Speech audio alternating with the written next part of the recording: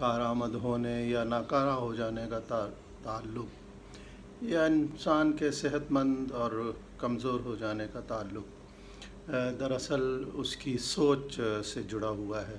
جیسا انسان سوچتا ہے ویسا ہی وجود میں آنے لگ جاتا ہے۔ یعنی اگر ہم اپنے آپ کو یہ تصور کر لیں کہ ہاں میں ابھی کام کر سکتا ہوں، میں اور محنت کر سکتا ہوں، تو یقیناً میں محنت کرتا رہوں گا، بصورت دیگرے کمزور ہو جاؤں گا۔ اور یہ نفسیات عموماً دیکھی گئی ہے کہ جو لوگ ریٹائر ہو جاتے ہیں، زیادہ تر لوگوں پر یہ نفسیات حاوی ہو جاتی ہے اور وہ اپنے آپ کو ایک ناکارہ سا فرد سمجھنے لگتے ہیں۔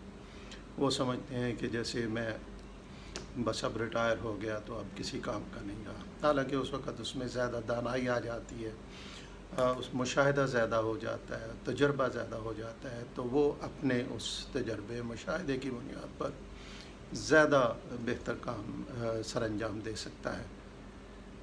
اگر آپ توجہ سے سنیں تو میں ایک کہانی آپ کو بتاتا ہوں جو شاید اس کو سمجھنے میں اور مجھے سمجھانے میں فائدہ مند ہو۔ پرانے زمانے میں آپ کو پتہ ہے کہ ہاتھیوں پر سوار ہو کر لڑائی لڑی جاتی تھی، تو اسی طرح ایک بادشاہ سلامت تھے، ان کا ایک ہاتھی تھا اور وہ اس پر بیٹھ کر جنگ لڑتے تھے۔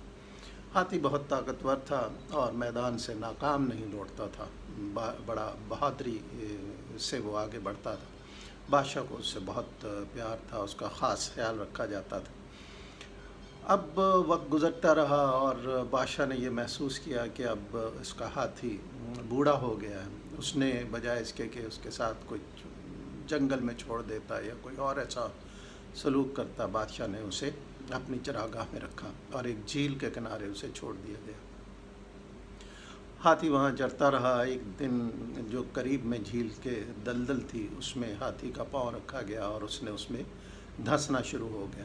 لوگوں نے بڑی کوشش کی، یہ اطلاع بادشاہ سلامت کو بھی پہنچی۔ بادشاہ کو اس سے بہت پیار تھا، وہ آیا، ہر ممکن کوشش کی گئی لیکن وہ ہاتھی باہر نہ نکل سکا اور وہ آہستہ آہستہ دلدل میں دھنستا جا رہا تھا۔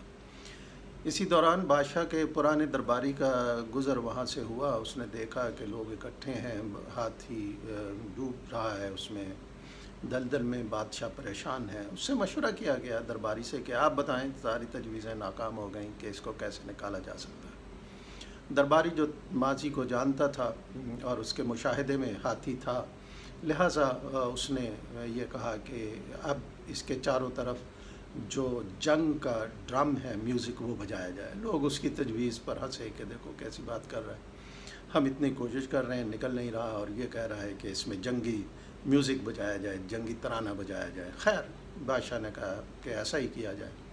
جنگی ڈرم ڈھول پیٹے گئے، ترانے بجائے گئے، تو لوگوں نے دیکھا کہ آہستہ آہستہ ہاتھی باہر آنا شروع ہو گیا اور الٹیمیٹلی وہ اس دلدل سے باہر ہو گیا۔